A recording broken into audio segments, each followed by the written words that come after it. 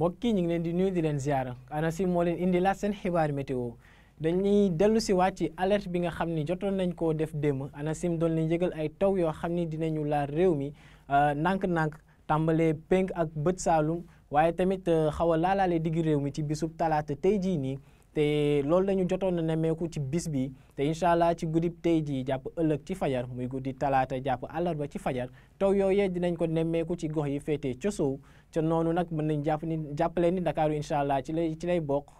moom ak Mbour ak Thiès ak ya ca des donc taw yooyu noonu incha allah dinañ fi desandi bisub àllarba réew mi yëpp di mën nañ faa nemmeeku ay taw incha allah ci bisub àllarba bi ba alxamis daanaka alxamis nag moom taw yi incha allah dinañ ko gën a xaarandi ci gox yi féetee ca boori géej bët saalum waaye tamit benn pàcc digg réew mi même ba ca penk mën nañ faa nemmeeku ay taw donte yaakaar yi dinañ xaw a wàññeeku tuuti ndax taw yi dinañu jëmee boori géej mu gën a intéressé gox yi nga xam ne ñoo fa féetee dañuy wëy ak suñu bulletin nag continuer ak animation satellite bi gis ni incha allah bu guddi jotee dinañu nemmeeku ay niir yu takku ci réew mi yëpp daanaka niir yoo xam ne incha allah dinañu joxe taw ca noonee nag looloo fi nar a desandi incha allah ba ëllëg tamit bi sub àllarba asamaan si dina muur ci gox yu bëri nar a joxe ay taw prévision groupe tey jii nag liñ ciy gis te mu gën cee fës moo ay taw yoo xam ne dinañu gën a am doole ci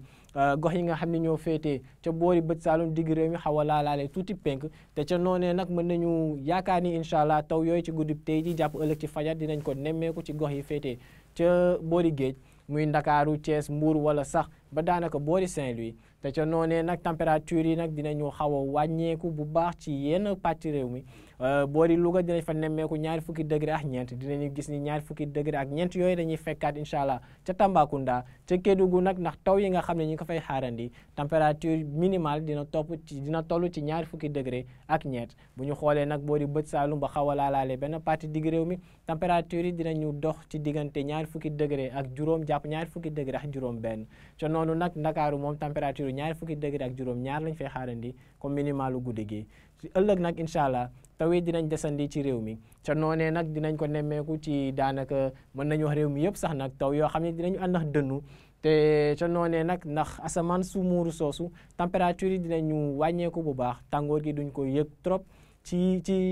lii ëpp ci réew mi en tout cas bu ñu xoolee dinañu gis ni température yi boo leen xoolee bu baax duñu weesu fanweeri degré ak ñaar moom lañ nar a gën a nemmeeku fanweeri degré ak ñaar yooyu noonu ci boori bët saalumu réew mi waaye tamit ci benn pàccu digg réew mi xaw a laalaale tuuti boori sow diggante Mbour ak Dakaaru dinañ fa nemmeeku température fanweeri degré ak benn comme maximal waaye nag boori Podor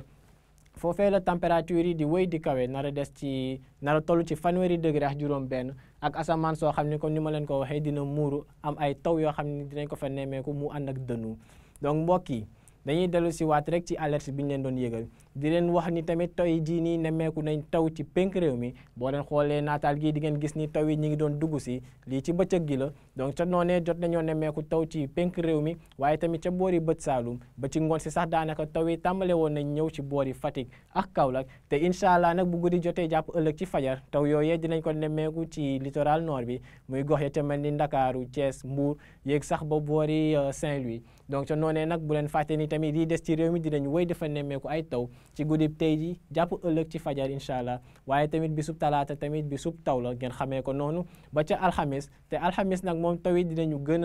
a am doole wala boog dinañ ko gën a nemmeeku ci gox yi féetee ca boori géej ak bët saalum waaye tamit benn pàccu digg réew mi incha allah mbokk yi lii nag moo neew seen xibaar météo ñu leen di ñaan ngeen di wéy di topp xibaar yi dikkee ci ANACIM ci xarale yi di leen dig daje ëllëg incha allah di leen ñaan a jàmm wasalaam